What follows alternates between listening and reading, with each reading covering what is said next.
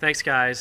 So it seems like we're here every year this time of year and talking about this meet. And one of the things that we're trying to do this year is create a new environment. And so what we're doing is we're doing something that, as far as I'm aware, has not been done in New Mexico or in the southwestern United States. We are running this meet at night. So we're lighting up the North Golf Course. We are going to have 18 lighting towers out there, and the last race will go off at 9:25 p.m. Why are we doing this? To give kids an opportunity to do something different and create an environment. The kids, the local high school athletes and college athletes are super excited about running at night. All their friends compete on Friday night, so why shouldn't they? So we're going to fire it up. I have a schedules here for you guys. It's going to be something unique and different. And the interesting thing is our numbers have gone up already. Our team entries are up. Community entries are up. So it should be a great night. And that's the Lobo Invitational. From a team standpoint this year, men's team is obviously ranked 24th.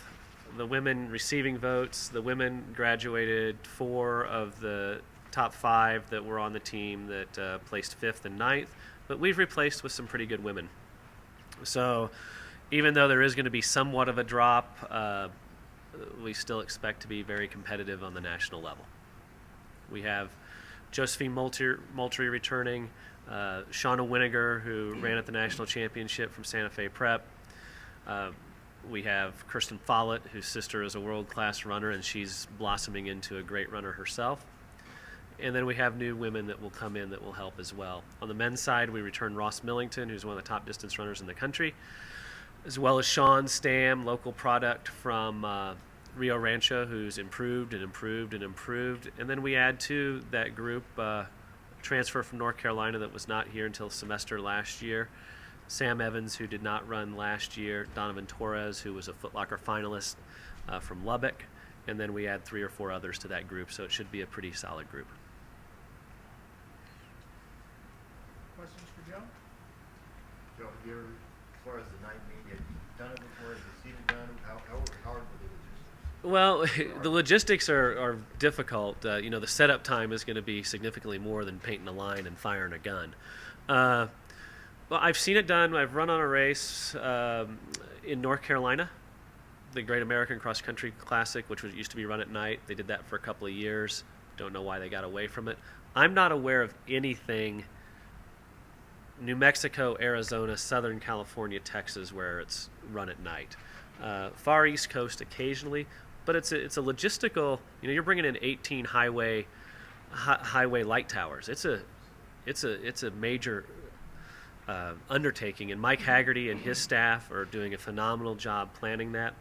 And it's also nice because then the kids have Saturday free, and we're not competing with other sporting events going on, and it gives them a chance to have their own night and their own time. So it should be interesting to say the least. We're hoping for a home run and something that we can do year in, year out, where we make this a big community festival. We've had great response from the North Campus neighborhood organization. They've been involved in this from day one.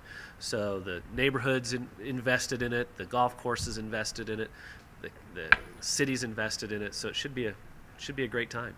Since it sounds like such a kind of a rare thing to be running at night, is there anything differently the runners are going to have to do mentally to prepare to run at night as opposed to running at another time of day? Well, I think the first thing is, I know this is going to sound a little strange, but they water that golf course every night. Obviously, they're going to have to turn off the sprinklers this time, or else we're going to get wet.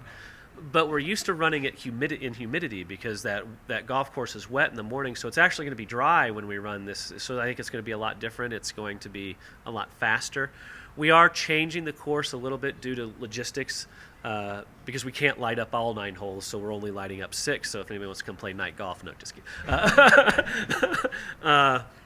So I think from a strategy standpoint, I think it's just not going to be quite as hot because when you get at 1 in the afternoon running, it can be difficult on that golf course with the humidity this time of year because of the irrigation.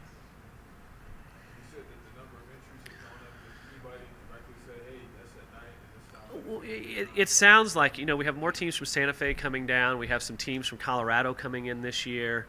Our entries don't close till tomorrow. Last year we had 1,300. I would think we would be 15 to 1,700 this year. So it's going to be an undertaking, but fun.